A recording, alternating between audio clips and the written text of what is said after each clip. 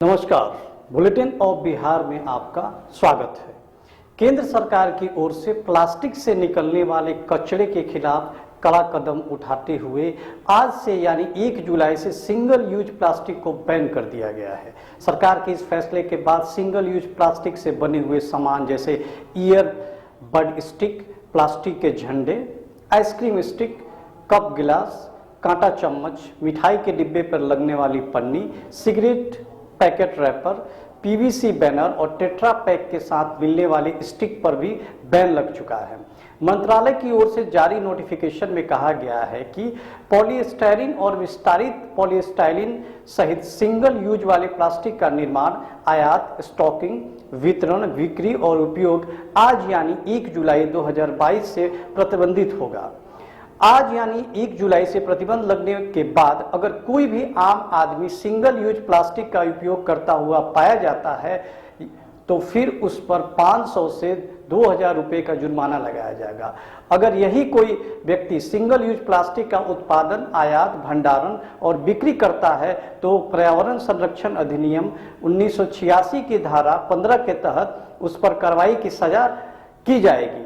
उसके तहत दोषी पाए जाने पर 20,000 से 1 लाख रुपए तक का जुर्माना या फिर 5 साल तक की सजा का प्रावधान है।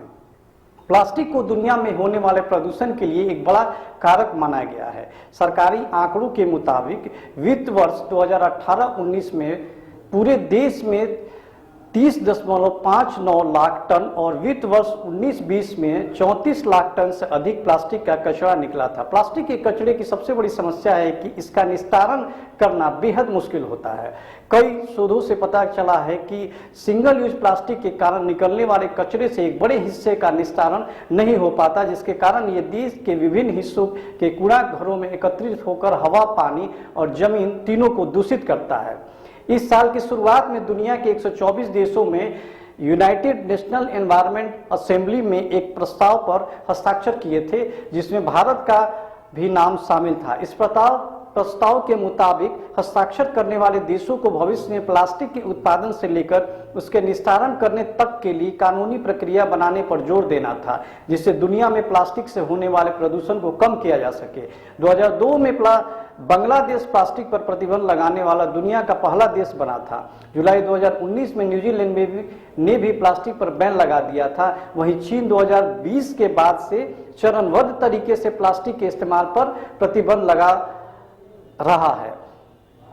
जुलाई 2019 के आंकड़ों के मुताबिक अब तक कुल 68 देश प्लास्टिक की पॉलिथीन पर बैन लगा चुके हैं। अब आते हैं कि इसके प्रैक्टिकल स्वरूप पर। सरकार ने कोई वैकल्पिक व्यवस्था नहीं की है इसके बारे में। उदाहरण के तौर पे जब भी हम लोग कूड़ा फेंकते हैं तो प्लास्टिक यूज करते ही हैं। पानी की बोतल हम अमूमन यूज करते हैं। आमतौर पे सब्जी और राशन के लिए हम सब पॉलिथीन ही यूज करते हैं। अब सोचने वाली बात यह है कि सरकार बिना वैकल्पिक व्यवस्था के फैसले कैसे ले लेती है, जिसका अंततः खामियाजा आम लोगों को ही भुगतना पड़ता है। धन्यवाद।